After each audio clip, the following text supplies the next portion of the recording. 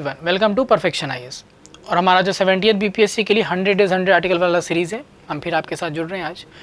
और आज हम बात करेंगे एडवोकेट जनरल ऑफ स्टेट्स की। जैसे यूनियन में हमने पढ़ा था आर्टिकल 76 में अटॉर्नी जनरल, उसी तरह से जो राज्य सरकार का जो वकील हो कहा जाएगा उसको एडवोकेट जनरल नाम दिया गया है। ये एक कॉन्स्टिट्यूशनल पोस्ट है और आर्टिकल 165 के अंदर इसका जिक्र है। अब एडवोकेट जनरल को अपॉइंट गवर्नर करता है। कौन करता है? गवर्नर।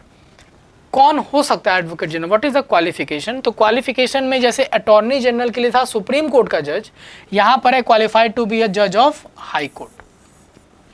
तो हाई कोर्ट के जज के लिए क्वालिफिकेशन क्या है? सिटीजन के अलावा दो में से कोई एक क्राइटेरिया, 10 साल कोई जुडिशियल ऑफिस होल्ड किए हो या 10 साल आप एडवोकेट रहे हो। कहाँ पे? हाई कोर्ट में।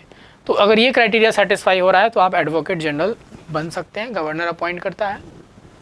साथ ही साथ गवर्नर जब अपॉइंट कर रहा है अटॉर्नी जनरल को, तो वो एडवोकेट जनरल को, तो एडवोकेट जनरल गवर्नर के प्लेजर पे ऑफिस होल्ड करते हैं। किस पे? प्लेजर पे। प्लेजर मतलब गवर्नर किसी भी समय इनको हटा सकते हैं। कोई रिमूवल का ना ग्राउंड होगा ना प्रोसीजर होगा, तो इनको सिक्योरिटी ऑफ टेन्योर नहीं है। इसके अलावा अगर हम लोग बात करेंगे तो जो एडवोकेट जनरल होगा उसको क्या राइट्स मिले हुए हैं, तो सबसे पहला उस स्टेट के अंदर जितने भी कोर्ट्स हैं उसमें ऑडियंस का अधिकार। वो प्राइवेट प्रैक्टिस भी कर सकता है, लेकिन सरकार के खिलाफ कोई केस नहीं लेगा और कोई क्रिमिनल केस लेने से पहले परमिशन लेगा। साथ ही साथ जो भी पार्लियामेंट्री प्रिविलेजेस जैसे थे, जो प्रिविलेजेस स्टेट लेजिस्लेचर के मेंबर्स को मिलते हैं, वो सारे प्रिविलेजेस एडवोकेट जनरल को भी एक्सटेंड किए जाएंगे। उनको भी ये सारे प्रिविलेजेस मिलते हैं। वो स्टेट लेजिस्लेचर के दोनों हाउस में बैठ भी सकता है, पार्टिसिपेट कर सकता है, लेकिन वोट नहीं दे सकता।